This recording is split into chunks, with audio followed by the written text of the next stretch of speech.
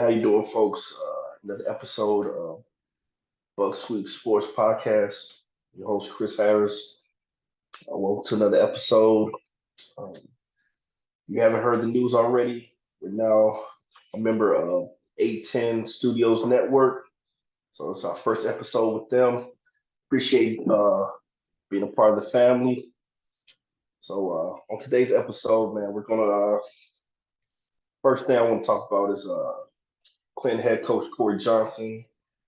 We're going to talk a little bit about my Buck Sweet Sports postseason awards, dream matchup I would love to see for Clinton football next season, and go kind of talk a little bit about UNC state of UNC football under Mac Brown and Bryce Young breakout performance last week. So we're gonna go ahead and dive into it. If you haven't already done so, please subscribe, follow the page, Buck Sweet Sports Podcast, 810 Studios. Let's go ahead and dive into it. Starting out, man, this is me pounding the table for Corey Johnson, head coach Clinton Dark Horses.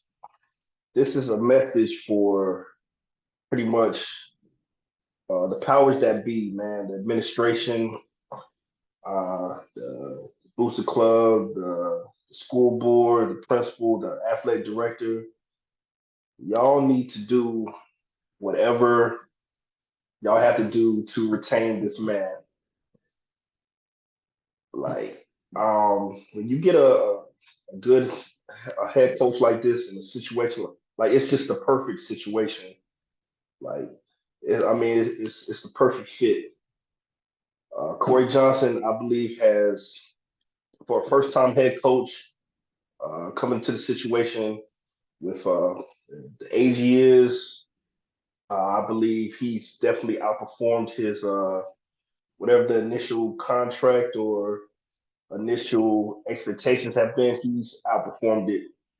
And I mean, just looking at the numbers since he joined Clinton, 61-12 record, uh, 5 conference championships in 6 years, 2 regional final appearances, 1 state championship appearance. I mean, like I said, for a first-time head coach, I mean that's those numbers. I mean, you couldn't ask for anything better.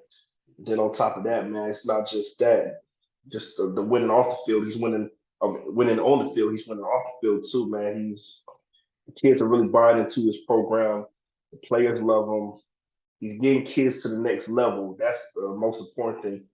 I mean, in his 6 years, he's sent 3 guys to Power Five, you know, schools, and I mean, countless number of other kids he's getting them to the next level, man. And like I said, uh, this guy's he's approaching his prime, and he's a hot commodity in prep sports right now, man. If you haven't heard, Richmond County recently lost their head coach, and they've been looking for a new one, and a lot of people have named Corey Johnson as a hot target for that job.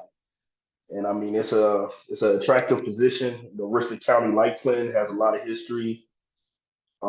Recently, they kind of fell on hard times, but I mean, that's still a top notch program with a ton of history, a ton of tradition. And I mean, if you're Clinton, you got to do whatever you got to do to retain this man. Do whatever you have to do to make this man's life easier, not only on the football field, but on the home front too. Whatever you got to do, whatever he's asking for. I mean, I'm pretty sure it's nothing, you know, that we couldn't, provide. And I'm just saying, don't not take, good head coaches like this for granted. So many times you see football programs, especially at college level, think, okay, you know, with our name and our tradition, our prestige, we can just throw any person out there and, you know, they'll be fine. It doesn't always work like that. And I'm telling you, when you got a good guy, especially when I mean he's this guy's in his prime right, approaching his prime right now. And I mean, every year I feel like he just adds, just another piece. And I mean, he gets better and better and better. You do not want to let that slip away. I'm telling you right now, Clinton, if you let this man, you know, if you let another school scoop this man up, we're going to regret it. Trust me, trust me when I tell you, we're going to regret it. So, whatever you have to do to retain this guy, I mean, do what you gotta do. Like I said, this man he's clearly outperformed his whatever the initial expectations were. He blew that out the water. And one thing that I really wasn't going to address, I didn't address it during the season because I don't really like all that negativity and just false rumors and speculation and stuff.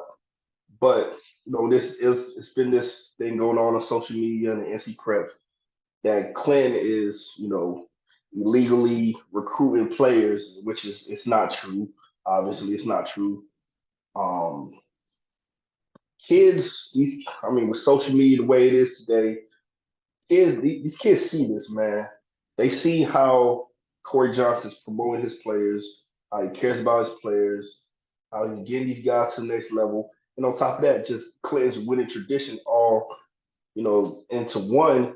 And of course, if you're a kid in Sanford County, who wouldn't want to come to play football in Clinton? If you're a good football player in Sanford County, of course you're like, you know what?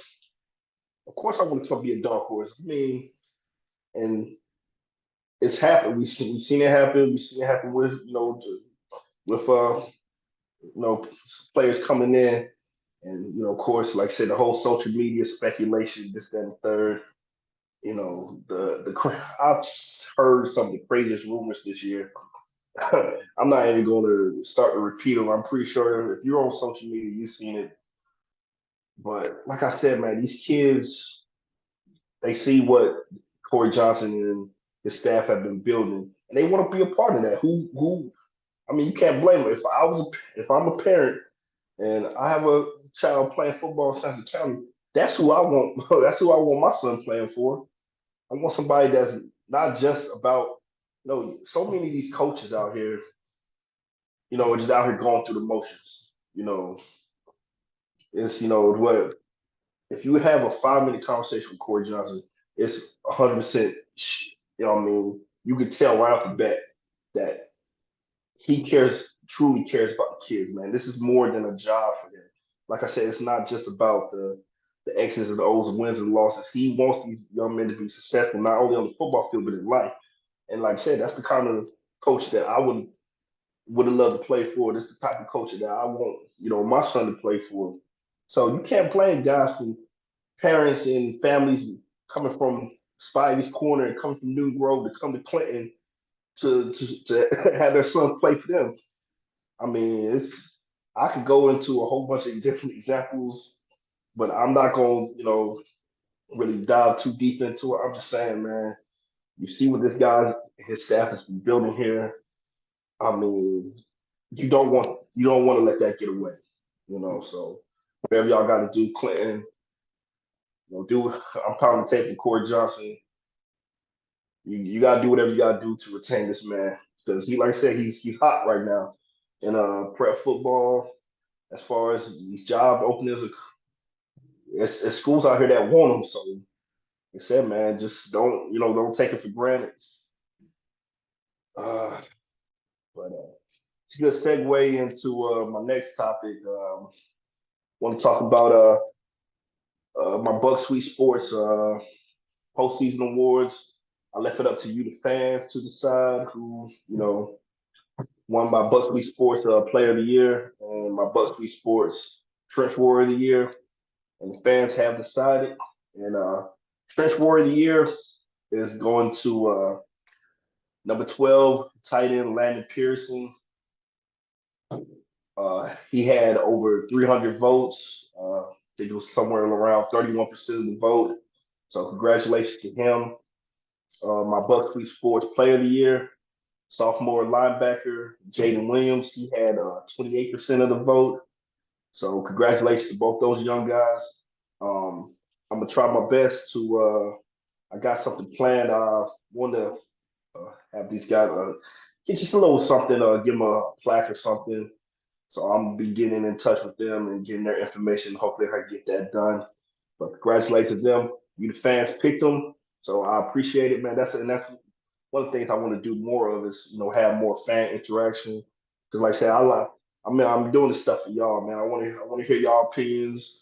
You know, like I said, you saw how I was during the season, man. I always had a hard time picking one guy for the Players of the Week's award and stuff like that. So like I said, I appreciate everyone who participated.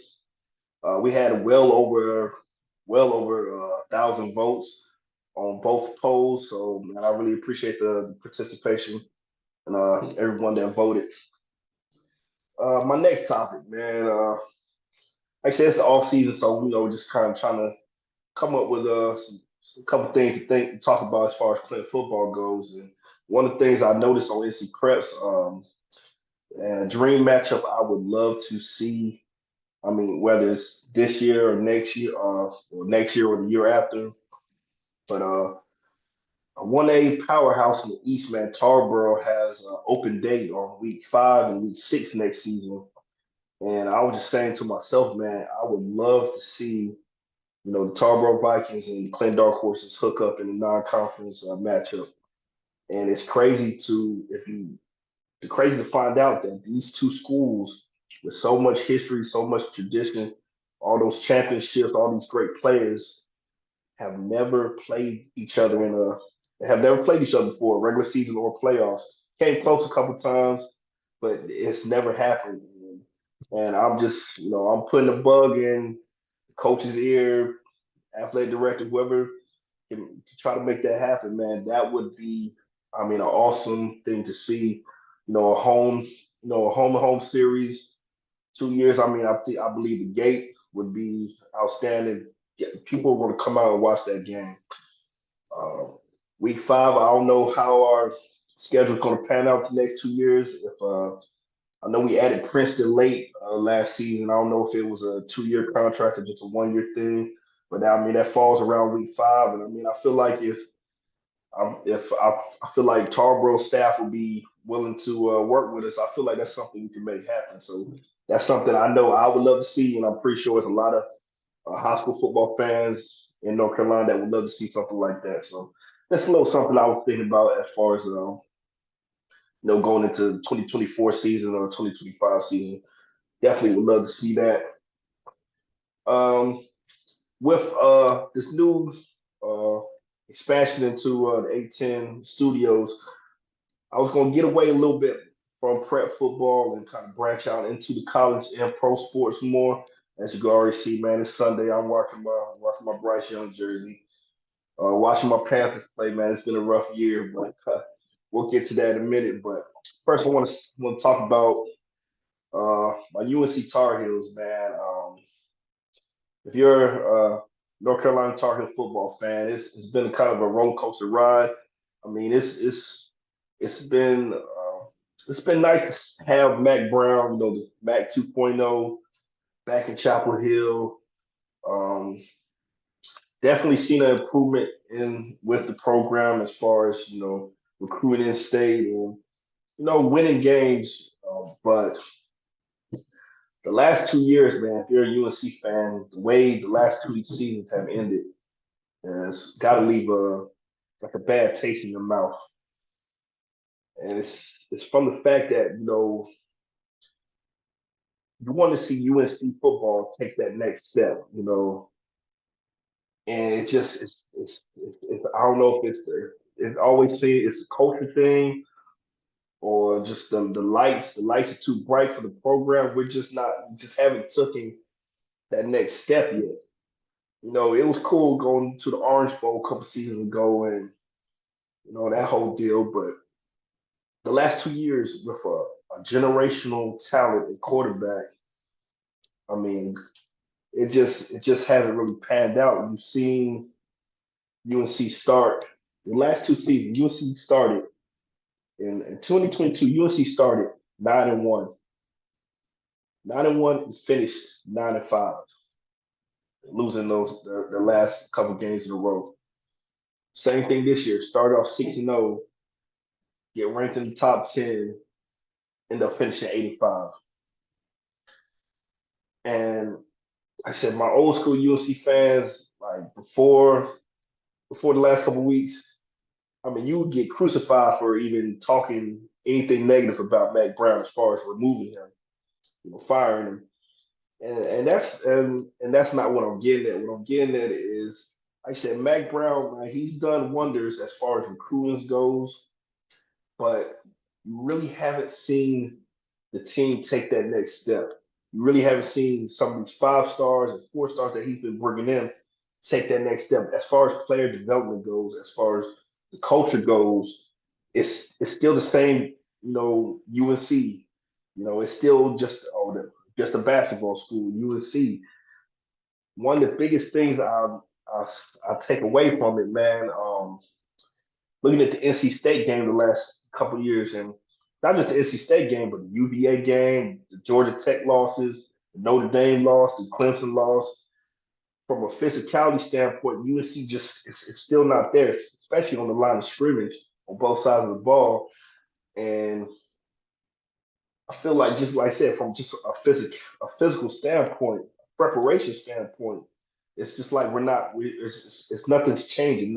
We're not taking that next step. And I mean, I'm not an NC State fan, but I love Dave Doran's attitude when it comes to UNC, man. We're rivals. You're not supposed to we're not supposed to like each other. Dave Doran's over there talking crap and all that. And Matt Brown's just being that friendly old man. And I feel like eventually, the team takes kind of takes after the personality of the head coach. And for UNC football, this is their personality. UNC football is that it's a friendly old man that's just happy to be there. That's Mac Brown. That's UNC football. We're friendly. Hey, we're smiling. Hey, we think you're doing a good job. We think you guys are great, and we're just happy to be here. That's how we play those last couple games each season. And until we drop that mentality, UNC football is never going to take that next level, man. You gotta be you gotta be kind of mean. You gotta be nasty. You gotta be physical, man. And it's the last couple of years. That's exactly how UNC. We just get out physical. The preparation doesn't look like the NC State game this season. It didn't look like they were even prepared. Like, did they practice this week? Because it just looks like they were just really lethargic and just lost. So that's one of the things that I mean I've just been noticing as a UNC fan, man. Like I said, I would love for the team to take that next step. I'm not one of these guys that's want to, I understand people are like, okay, you want to get rid of Mac Brown and go back to how we were doing before, and I'm not saying that. I respect everything Mac Brown's done, but I just feel like the game's kind of passed him by a little bit. I mean, from a recruiting standpoint, he does a top notch job. If we could somehow get him to take a step back and maybe put him head of football operations, put him head of recruiting, something like that, just to keep him around and keep that same type of energy going as far as recruiting. But we got to get some coaches in here that's ready to really establish a football culture in Chapel Hill, because it's not coming under Mac Brown, at least from what I've seen. I mean, others may disagree, but this is just me, talking and what I've been witnessing. I mean, I don't want to be just a basketball school, which I love UNC basketball. Don't get me wrong, but I want to see UNC football take that next step. I mean, cool. I understand. Like I said, I love the way the last 2 seasons have started. It's cool being in the top 10. Having Heisman hopeful, but the way we finish these seasons and just you go to a pointless bowl game, you still getting blown out, and it's like I said, especially with the talent that we had. I mean, Drake May should have been a Heisman finalist the last 2 years, but he just gets knocked out because of the way the team performs. At the end of the day, it's a team award. We want to give it to the best player on one of the best teams or whatever. But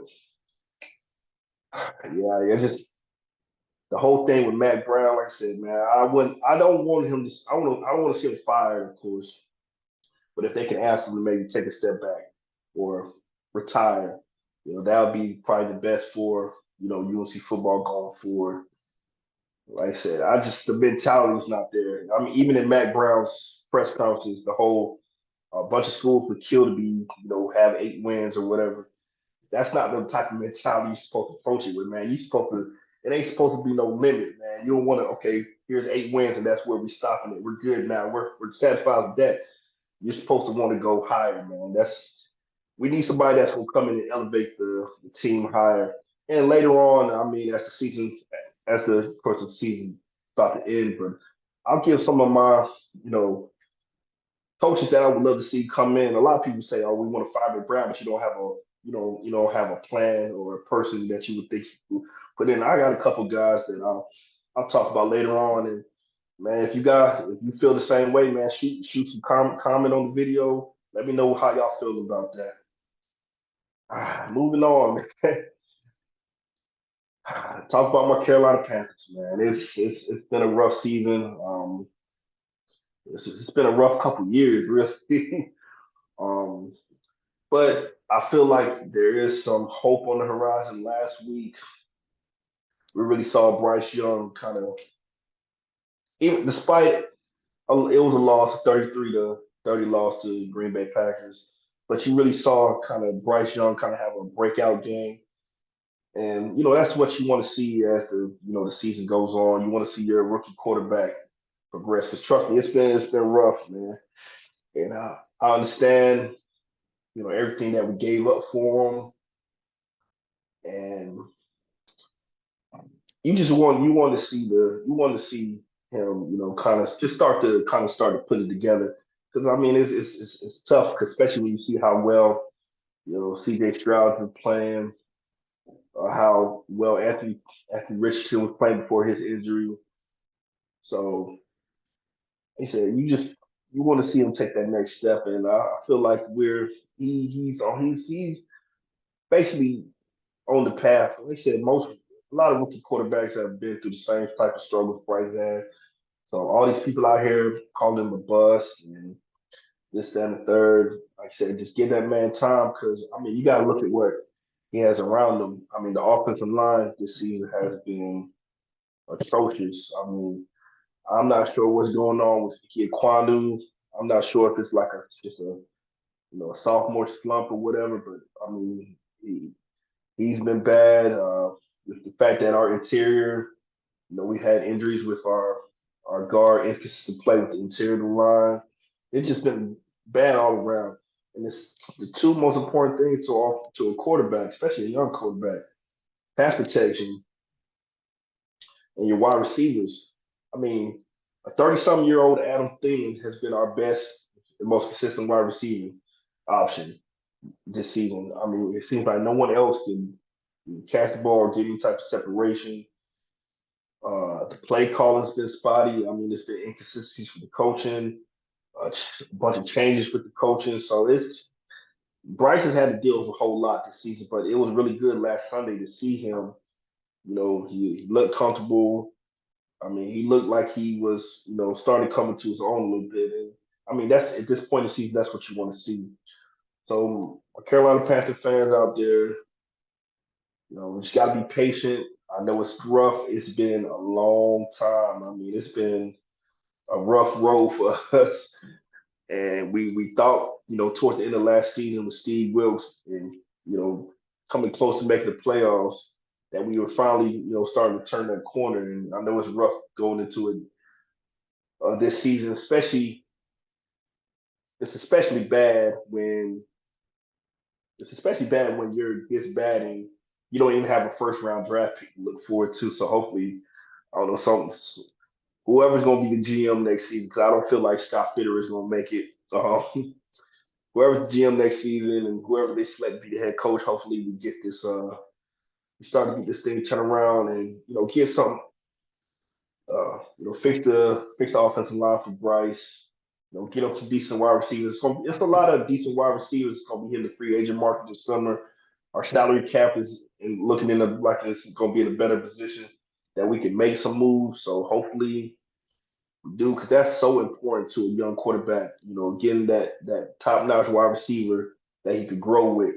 You know, you think about Joe Burrow. Joe Burrow, Cincinnati went out and got T. Higgins. They went out and got Jamar Chase. Josh Allen. Buffalo went out and traded for Stephon Diggs. So you gotta pair. You gotta get your young quarterback a solid target, somebody you can grow with. We were thinking that was gonna be Mingo, but Mingo still the jury's still out on him. So, but that's pretty much been it for the Carolina Panthers this season, man. It's been a rough go around altogether. And to kind of backtrack a little bit, I'm thinking about potential head coaches, and man, one name that stands out to me is, of course, Ben Johnson, offensive coordinator for Detroit Lions. It's crazy because he has North Carolina ties. I mean, it may be a pipe dream as far as the college goes, because man, how big would that be? Ben Johnson played quarterback at UNC. How big would it be if we could get, if Chapel Hill could somehow pull Ben Johnson in there to, replace Mac Brown? Of course, I feel like a guy that's going to be sought after as much as he is. The only logical thing would be taking an NFL job. I don't think he'll want to, especially a college football job at UNC. So, but I mean, just pipe dream, something out there, throw out there. I would love to see him in Chapel Hill, and I would love to see him in Charlotte. But I feel like maybe Charlotte's a much more logical, destination for him. So I would love to see that next season. And it also hurts to kind of think, man, we had the perfect head coach. We had the perfect head coach right there in front of us, Steve Wilkes. And apparently, David Tepper didn't feel like he was the right guy for the job. So, yeah, I'll, I'll leave that up to y'all, man. Yeah, I've harped on it before in my own personal post, um, but I'm gonna start kind of wrapping things up, man. Hope everyone has had a happy holidays. Hope everyone has a happy and safe New Year. Really looking forward to 2024. Partnering with A10 Studios. Blessed to be a part of the family. Like I said, for my followers, I know I've been strictly prep sports, Clint football, since August, but I'm gonna start trying to branch out a little bit more. So I'm gonna be talking more about UNC football, and I'm gonna be talking more about Carolina Panthers football, and also something special. I also want to add on to any of my fantasy football players out there. Want to start talking about doing a little fantasy football chats and insights every now and then. So anything else y'all would like to hear, man, please shoot me a message, leave me a comment. Always open to any new ideas. Like I said, man, I love talking sports. So this is, something I really enjoy doing. And like I said, I'm blessed to, doing it. I really appreciate all the support, man. Support has been, this season has been off the charts. So, and like I said, I appreciate all the comments, all the follows, everybody sharing the video, sharing the posts. And it's been fun, and I really look forward to continuing that in 2024. So I'm gonna go ahead and wrap things up, man. Signing off here, man. It's Chris Harris, Buff Sweet Sports Podcast, 810 Studios. Hope everyone has a good night and have a blessed and happy new year.